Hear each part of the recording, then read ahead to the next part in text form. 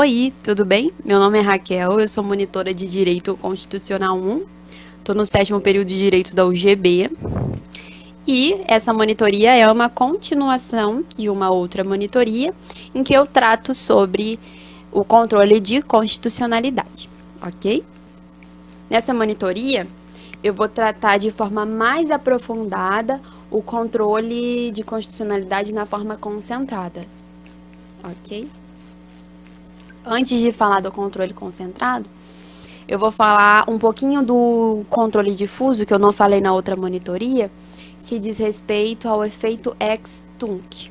Eu não sei se você teve, se você, caso que esteja me assistindo, for aluno da UGB de Barra do Piraí, eu não sei como é em Volta Redonda, mas o professor Anderson me deu aula de Direito Processual Civil e ele explicou, ele deu um bizu pra gente a respeito do entendimento do que seria ex tunc e ex nunc. No controle difuso, o efeito é ex tunc. Imagine que, essa foi a explicação do professor e eu vou passar para vocês porque eu acredito que possa te ajudar nos seus estudos. Imagine que você levou um tapinha na testa. Esse tapa na testa vai fazer com que a sua cabeça chegue para trás. Ela dá uma pressão para a cabeça chegar para trás. Levando um tapa na testa, você vai para trás. Testa começa com T de ex tunc, logo os efeitos retroagem. Eles voltam ao passado naquela relação jurídica. A partir do momento da decretação daquela sentença, que é o que acontece no controle difuso, aqueles efeitos vão retroagir ao passado. Então, de forma retroativa, aquilo não vai ter efeito constitucional, vai ser julgado inconstitucional entre as partes. E ex nunc, voltando à explicação do professor, é como se você levasse um tapa na nuca, fazendo pressão para sua cabeça ir para frente. Ou seja, o efeito ex nunc é a partir do momento da decretação daquela sentença para frente, ok? Voltando ao slide, fechando esse parêntese, né, do direito processual. O direito é assim, tudo conversa uma matéria com a outra, principalmente as outras matérias em relação à Constituição. Nós vimos também na monitoria de controle de constitucionalidade que a lei, Constituição, que a Constituição ela é suprema, então todas as outras normas, direito penal, direito do trabalho, direito civil, todas elas estão subjugadas à Constituição Federal, tá bom? Pode ocorrer também em relação aos efeitos do controle difuso a modulação deles, principalmente quando diz respeito ao ex tunc, fazer com que tudo que já aconteceu se torne inválido, se torne inconstitucional, pode ser muito perigoso em relação à segurança jurídica. Então, pode ser declarado naquela sentença que julgar a inconstitucionalidade a modulação dos efeitos. Falar, olha, só a partir de tal época que isso vai ser declarado inconstitucional, não desde o início da relação jurídica, porque senão ficaria muito seguro, realmente, não tem o que ser dito. Daria uma instabilidade muito grande naquela relação, ok? Abrindo um outro parêntese com o direito processual, o direito difuso, ele acontece em primeira instância por qualquer juiz, mas ele pode chegar ao STF. Aí no nosso slide tem uma escadinha.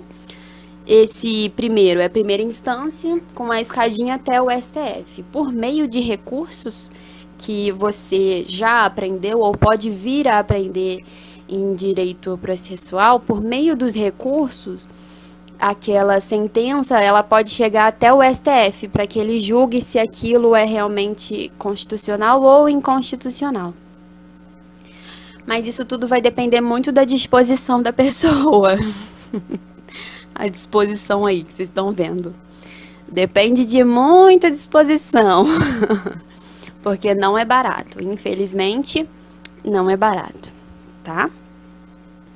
Agora, passando o slide. Em relação ao controle concentrado, o que diz respeito As constituições dos estados cabem aos TJs, ao Tribunal de Justiça de cada estado, obviamente. E no que diz respeito à Constituição Federal, cabe ao STF. É competência do STF julgar coisas relacionadas à Constituição, porque é o STF o órgão competente para proteger a nossa Constituição, tá bom? O STF tem a competência para julgar, mas os legitimados, que são as pessoas que podem pleitear essas ações de controle de constitucionalidade ao STF, são esses legitimados do artigo 103 da Constituição Federal. É um rol taxativo, tá bom? Ou seja, só aquelas pessoas que estão descritas no artigo podem pedir as ações. Vou abrir aqui a lei para falar para vocês quem são os legitimados, porque eu não coloquei no slide, esqueci. Abri aqui e está escrito: podem propor a ação direta de inconstitucionalidade e a ação declaratória de constitucionalidade, são duas espécies de ações, são duas modalidades. Aí as pessoas que podem propor, os legitimados: o presidente da República, a mesa do Senado Federal, a mesa da Câmara dos Deputados, a mesa da Assembleia Legislativa ou da Câmara Legislativa do Distrito Federal, os governadores de estado ou governador do Distrito Federal, o PGR, o Procurador-Geral da República, o Conselho Federal da Ordem dos Advogados, partido político com representação no Congresso Nacional, confederação sindical ou entidade de classe de âmbito nacional, ok? Esses são os legitimados, ok? É importante frisar que a ação direta de inconstitucionalidade, a simples, a genérica, e a ação direta de inconstitucionalidade por omissão apresentam os mesmos legitimados. A ação declaratória de constitucionalidade, ela apresenta uma diferença, mas eu vou explicar para vocês de forma mais aprofundada mais para frente, ok? Bom, em relação às ações propriamente ditas, eu vou falar para vocês da ação direta de inconstitucionalidade. Ela tem uma lei própria, ela está prevista na Constituição, mas ela tem uma lei própria que regulamenta ela de forma mais aprofundada, que é a Lei 9.868 de 1999. Essa é a mesma lei que trata sobre a ADO, que é a Ação Direta de Inconstitucionalidade por Omissão, e a ADC, a Ação Direta de Constitucionalidade. Todas as três estão previstas nessa mesma lei. Como está escrito aí no slide, e como eu já falei anteriormente, a competência ela é do STF, é o STF quem julga essas ações. Os objetos são leis e atos normativos estaduais e federais, gravem bem isso, porque tem uma específica que diz respeito apenas a atos e leis federais, mas a ADI não. O objeto da ADI são leis e atos normativos estaduais e federais, ok? Pode ocorrer o princípio da parcelaridade. Essa palavra é bem difícil, mas é bem importante que você saiba.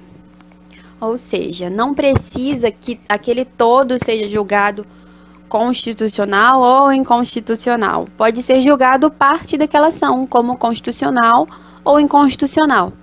Assim como num processo civil, o seu pedido ele pode ser julgado totalmente procedente ou pode ser julgado parcialmente procedente. Esse é o princípio da parcelaridade. Pode ocorrer nessa ação direta de inconstitucionalidade um pedido cautelar. O que é o pedido cautelar? O pedido cautelar é uma coisa que precisa ter um resultado julgado naquele momento do processo, de forma antecipada. Não vai esperar até a sentença para que aquilo possa ser julgado, porque tem um perigo ali daquilo não ser julgado imediatamente. E o procedimento para esse pedido cautelar é 5 dias após a comunicação ao órgão, que eu vou falar mais à frente o procedimento como acontece, e precisa de mais 3 dias para a manifestação do AGU e do PGR, ok? A ação de inconstitucionalidade, ela tem natureza dúplice com a ação de constitucionalidade. Então, pensa aqui comigo, lá na frente você é um dos legitimados. E aí você propôs uma ação direta de inconstitucionalidade. E aquela ação, ela foi julgada improcedente. Logo, se não é inconstitucional, vai ser constitucional. Então, com a improcedência daquela ação, foi declarado de forma imediata a constitucionalidade.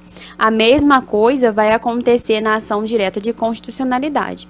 Se você propor uma ação de constitucionalidade e aquela ação for julgada improcedente, logo julgou-se a inconstitucionalidade daquela ação. Agora eu vou falar a respeito do procedimento. O meu tempo está esgotando, vou tentar falar de uma forma simples, mas vou ter que falar de forma muito rápida. Bom, primeiro, um dos legitimados propõe a ação por meio de uma petição inicial que precisa ter o dispositivo, o fundamento jurídico e o pedido específico. Essa petição inicial, ela pode ser indeferida. No caso do indeferimento, cabe o recurso de agravo de instrumento no prazo de 5 dias, ok? Caso a petição tenha sido indeferida por decisão monocrática, cabe o recurso de agravo interno, que vai passar aquela petição para que ela seja apreciada por parte dos ministros, não todos, ok? O segundo passo é o pedido de informação aos órgãos competentes, no prazo de 30 dias. O relator vai pedir ao órgão competente que editou aquela lei para que preste informações. Sei lá, se justifique, olha, justifica aqui para mim, por que você falou isso daqui nesse ato normativo, se defenda, ok? O terceiro passo é a manifestação do AGU e do PGR, e eles têm o prazo de 15 dias para que eles se manifestem.